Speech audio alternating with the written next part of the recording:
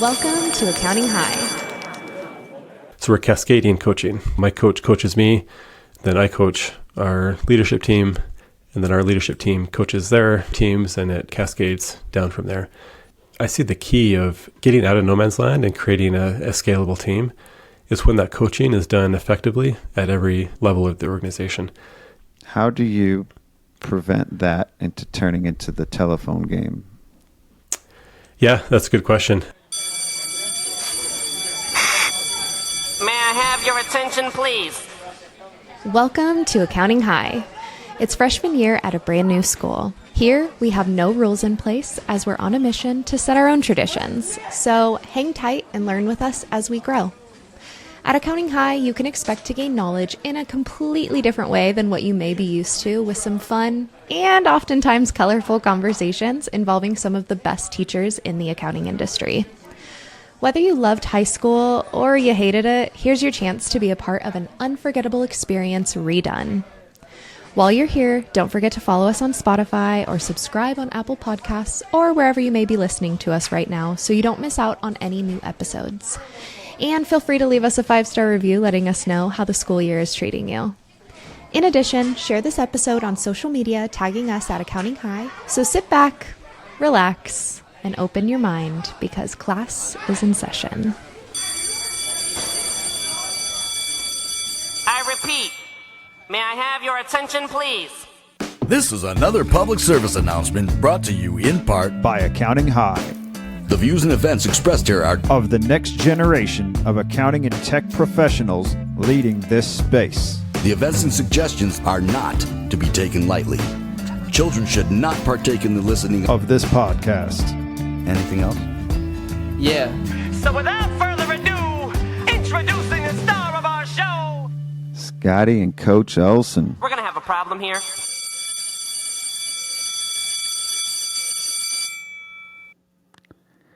Coach Dave or Coach Olsen, I wasn't quite sure what I was going to say there, but Coach Olsen kind of like has a little bit of a rhyming to it.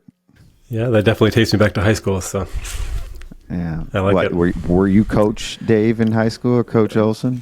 No, just had lots of coaches. So calling them coach and their last name, that brings back memories. So it's Coach in the last name. So I like it.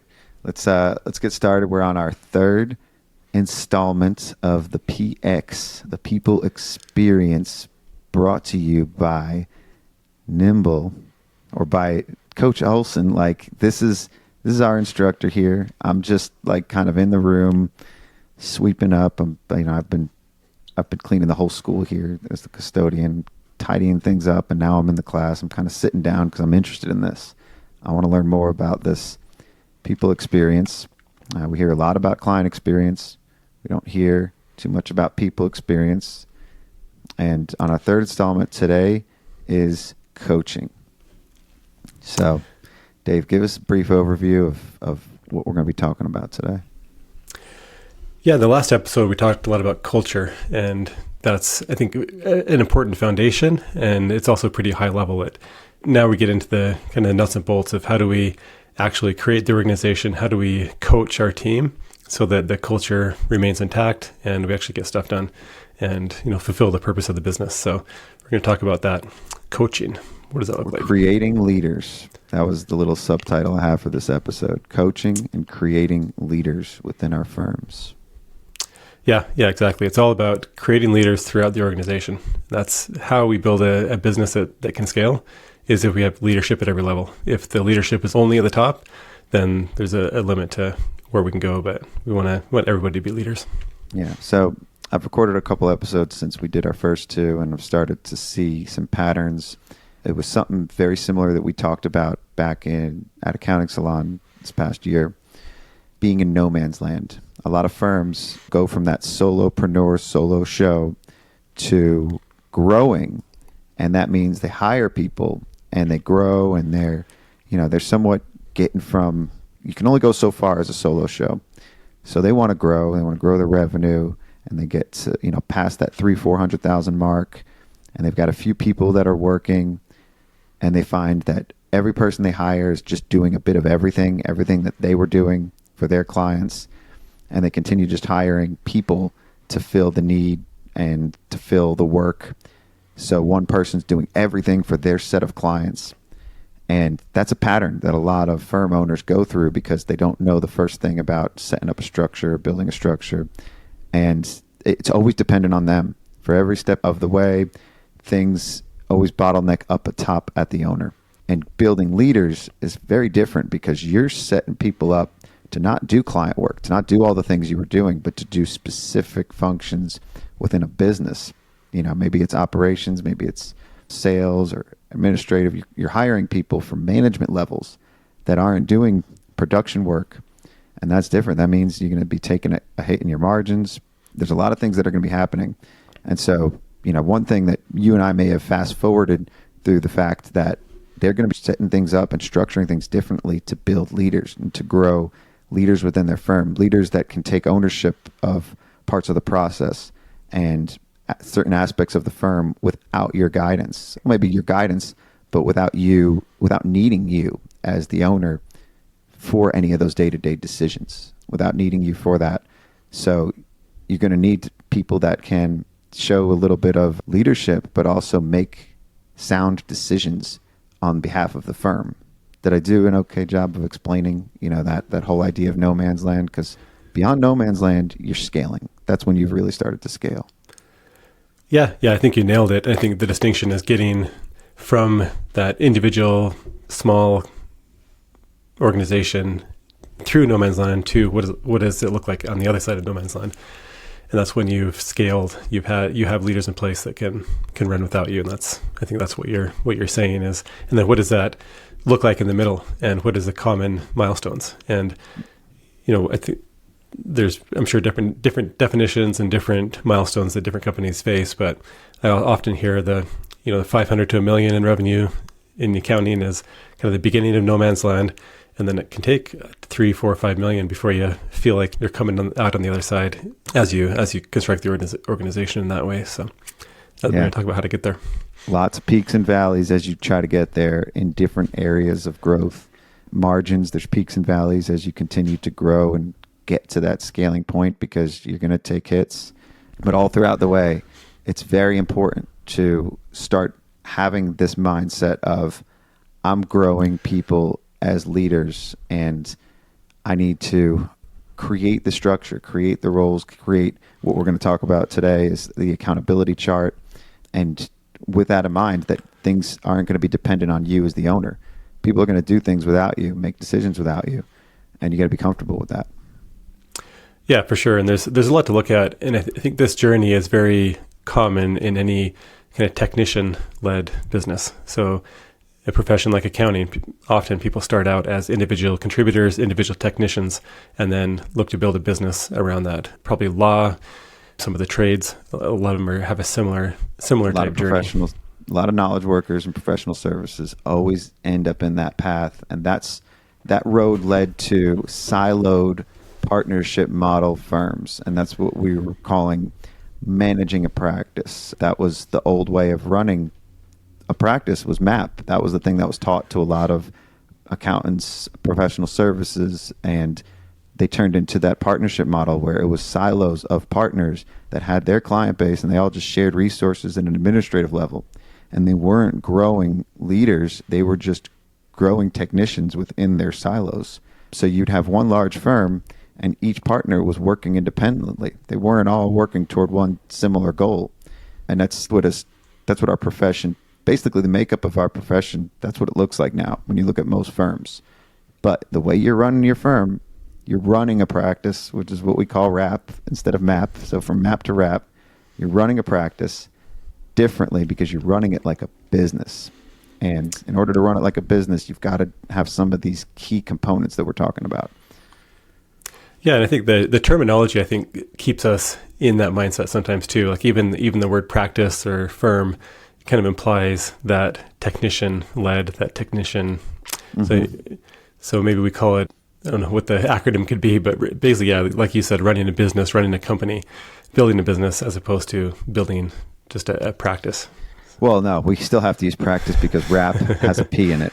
Yeah, we gotta have rap in there. Figure out another word for practice. Practice is still what it is because we're practicing. We're not firm in our knowledge. We're still learning more. We're practicing. We're always practicing instead of like we're not set in our ways. We're practicing. We're evolving. There you go. I can get behind that. All right. So. All right. I'm stretching. I like it. That's what we're going with. Yeah. Oh yeah, you got to fit rap in there. No, I think you hit it on the head though when you talked about the partnership model, where we have siloed partners kind of running their own practices individually, and that's really at a sharp contrast to the corporate model.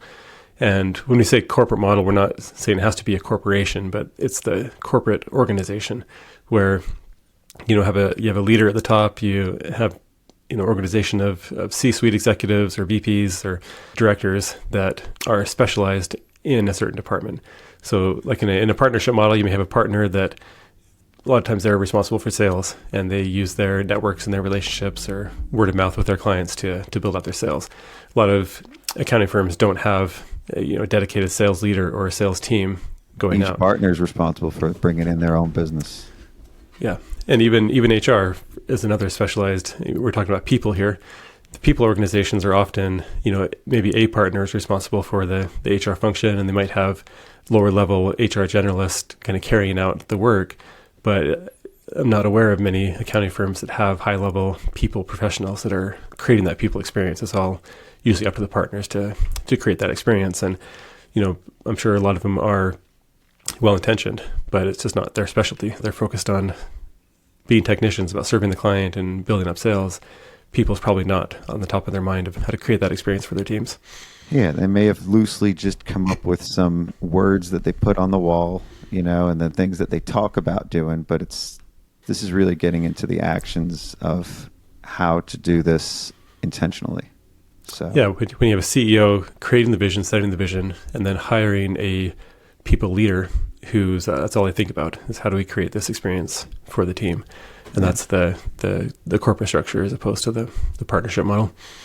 Yeah. So let's go in and start talking about building that organization structure around that, and let's talk about some of the things that have helped along the way with us, building our firms.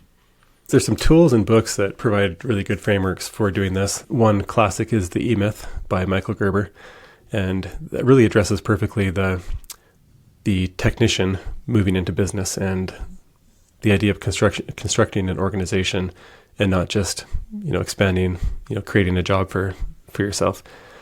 And yeah, so that book was instrumental for me as well. Early on, it was The E-Myth Accountant, and was talking about working on the business, not in the business. That was the biggest takeaway I had from that. All the other technician aspects of it and separating out roles, but working on the business. Yeah, creating a structure that's independent of any individual person and creating roles and then placing people in that roles. And when you're starting, you may, yourself as a solo practitioner, you may fill all those hats. But even if you're solo, I think it's a good time to start thinking about what would an organization look like when it's not just you. Then you're ready to look at what hats can you offload first. You make that first hire. What roles do they have? And you may hire someone and they may take on, maybe you defined 10 roles in the organization, and you hire that someone and they take on 4 of those roles. And as you build, you fill more of those roles with individual people as opposed to people wearing multiple hats. And I think that's one of you talk about no man's land. One of the challenges of no man's land is when people wear multiple hats. And it's a necessary stage unless you're well-funded. It's going to be hard in the beginning to hire individual people for individual hats, but it's just a necessary step. But when you get to that point where, for the most part, individuals are wearing one hat, that's when the specialization, the scale can really, really start to take off. Yeah. And it's an important point that you made is a lot of firms are going to have to go through these phases to get to the other side, because you do have to build up some cash reserves. You would have to have a lot of money saved or starting out with a lot to be able to have these positions and start at these roles, because it's going to be very low margins. You're paying people to not produce, and that's scary. For a lot of your first admin hire is somebody that's just going to be helping out with stuff on the back end. They're not going to be billable, quote unquote. I know we don't talk about hourly billing, but they're not going to be doing work that you're charging for necessarily. They're just supporting in a lot of ways. Yeah, that can be really uncomfortable for, especially as accountants, as we look at our margins and as we also compare our margins as a solo practitioner. Margins are huge, even 100% if you don't factor in your own time. Sure. And to go from 100% margin down to maybe break even as you start hiring people, or even dipping in those reserves, like you said, it could be a very uncomfortable process. And I think that's why, going back to our previous episode when we talked about our vision, like what is our vision of the future? If we just want to serve clients and get work done and make a good margin, maybe you don't want to build a team, and maybe you're okay not going into no man's land and staying a solo show. Yeah. And people are content with that. That's a decision to make. Yeah. And there's nothing wrong with either way. But where people get in trouble is they don't realize that they're going into no man's land. They think they want to grow, and they hear all these motivational speeches or podcasts or whatever they're hearing that, growth is good, without really understanding the implications of it. So, what we're doing here is not trying to scare anyone, but we just want to make sure people understand what it takes to get to that next step. And what they're getting into. Yeah, and take the tools that we're sharing to make that process a little easier. I feel like I stumbled along in a lot of ways through no man's land, not really recognizing where I was. And that's one thing that motivates me to be on this podcast and share my experiences. Hopefully I can shortcut that experience for other people. Yeah, if we share a lot of failures along the way and what we've learned, because we stumble upon things. It wasn't years after I found eMyth that I found EOS. And that's the next phase of this, or that at least the next bullet that we're going to talk about is building out that accountability chart. So explain to our listeners what that even is. Yeah, so I think the accountability chart is really just the eMyth in a part of a larger operating system, like you mentioned EOS. And it's really about defining every role that's needed in the organization and putting responsibilities to that role, including a structure of who they're responsible to. And in building this structure, I recommend that leaders look out into the future, but not too far. I've found myself being in this trap where we're a $100 million company, and here's the organization that we're going to need to support that. And we have every department broken down into 20 different roles of what that looks like. And but that's really not your reality. Yeah, I mean, maybe years in the future, but it's a distraction and it can get overwhelming in that way. So I would say, there's no magic rule of how far to look out, but maybe look out, 1 or 2 years in where you'd like to be as a company, and build out that accountability chart, and start putting in people's names into those roles. And again, with the eMyth way of looking at it, they're roles and they're not people. And you don't want to build your organization, your accountability chart around people. You want to build it around the roles the business needs, and then you place people into the best fits within that chart. And like we talked about, wearing multiple hats, one name could be in multiple spots on that accountability chart. But the important point is being clear about what are the roles needed to fill the organization. Yeah. And it's not to be confused with an organization chart. That was something that was drilled into us by our implementer, by the person that was helping us implement EOS, was this isn't an organization chart. This is accountability chart. This is who's accountable for what aspect of the business. And there was a very simple way of laying that out, and we made it so complex because we started splitting things out, and we just, it took us the longest time to create our accountability chart. It's done now. I mean, it evolves always, but we're at a point now where my name and my seat is just in that visionary role. It starts out with the visionary and the integrator, and then everything, for us at least, it's production, internal operations, sales, marketing, and HR culture. Those are the 4 aspects of after the visionary integrator that people are rising and being accountable for. So, yeah, that's very similar to our organization as well. And really the key in creating this accountability is, like you said, the actual accountability for outcomes. It's not a list of tasks to be done. It's actually outcomes that they're responsible for. And you want to be able to hire people that can understand those outcomes and make their own decisions about what they do day to day to achieve those outcomes. Yeah. And yes, we're talking about coaching. So it's not like we leave people on an island to do their own thing and then we check in and 90 days and see where they're at. It's, it's ongoing coaching, but it's still people who are capable of thinking that way. And it starts with that leadership team. You mentioned the different functions you have in your business, and it's similar to ours. And it's been really a 5-year process for us. I'd say, 4 years, because we're about a year into it, where we have leaders, strong leaders accountable for those areas.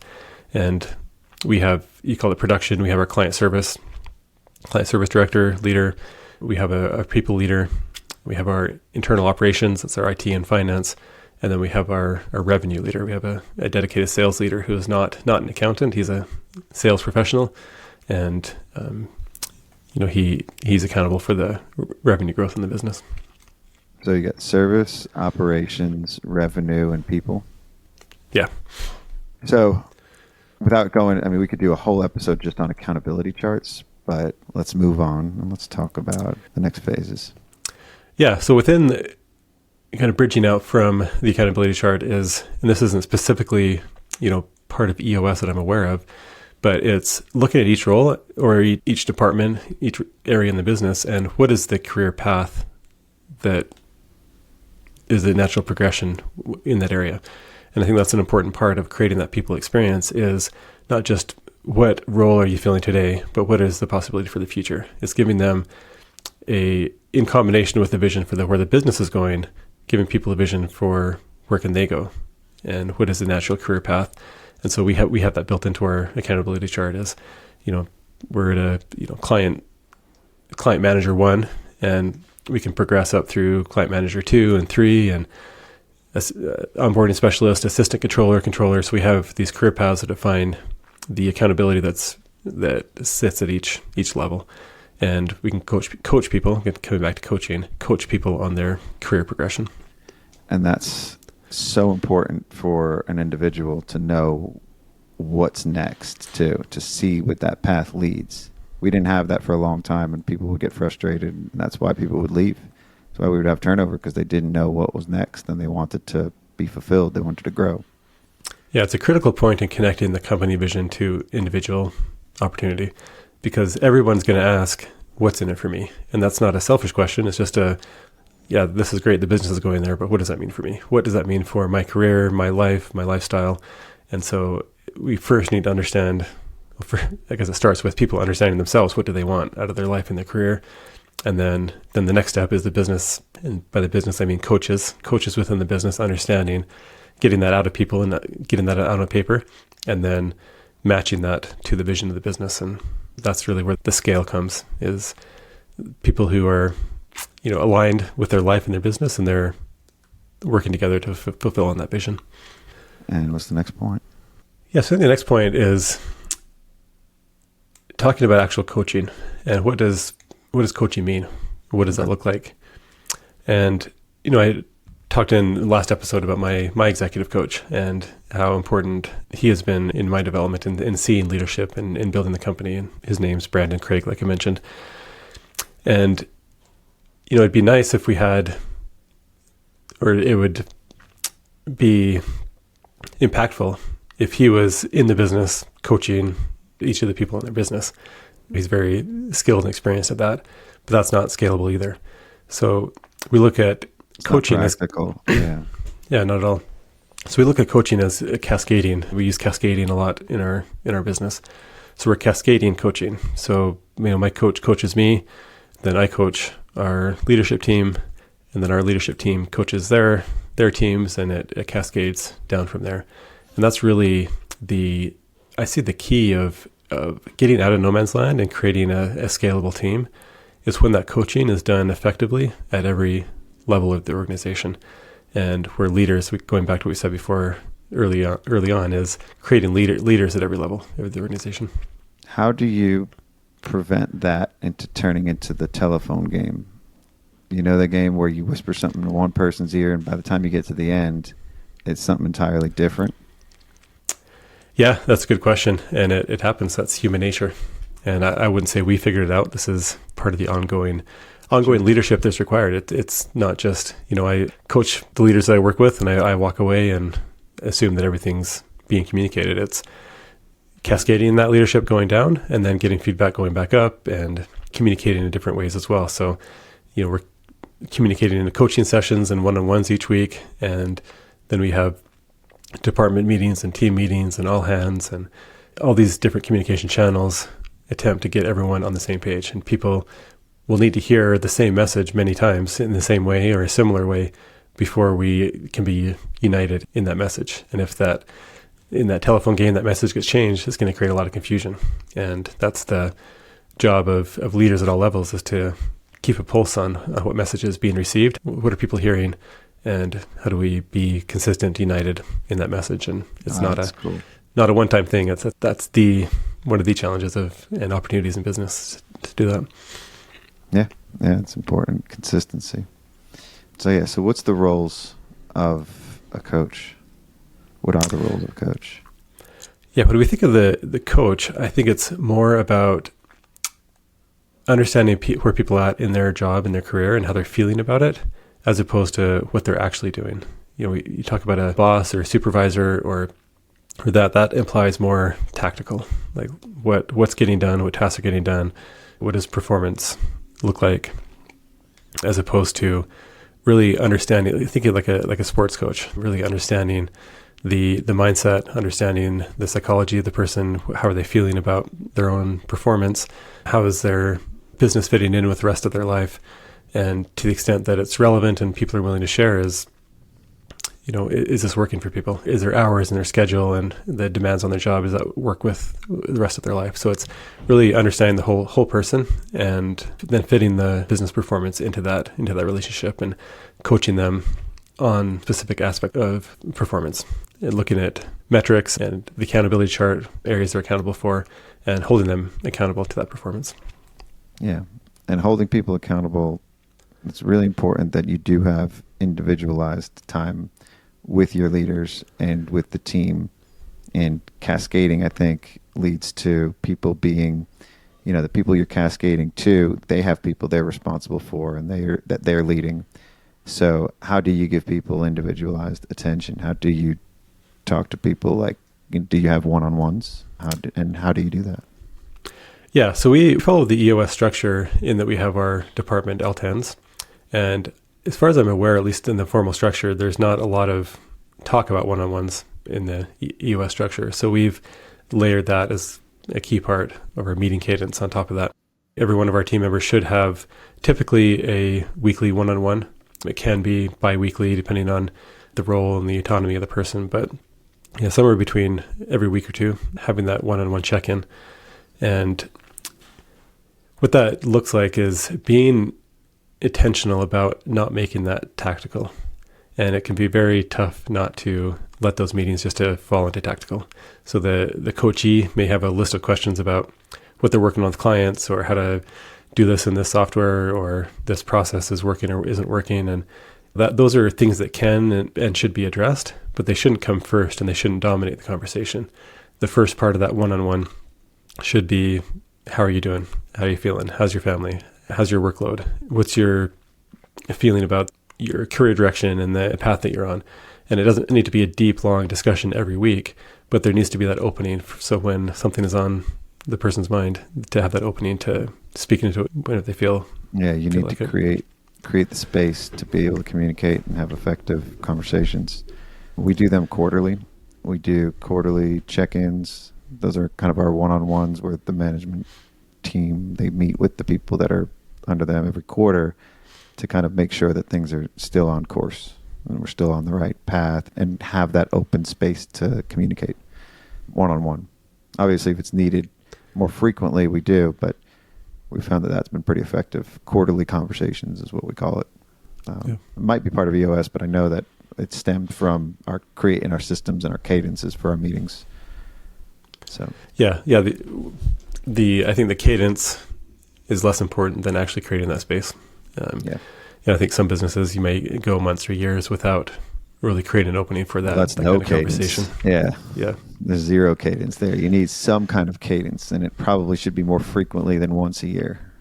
Yeah, and even if you have one-on-ones every week, if they're only tactical, then you're week after week, year after year, if you're never creating an opening, it's not any better than not doing it. So, yeah, it's just creating that space. And one thing that provides frameworks for those one-on-ones is our core virtues. We talked about our core virtues last time. Yep. And those coaching discussions should, if they're effective, be rooted in the core virtues.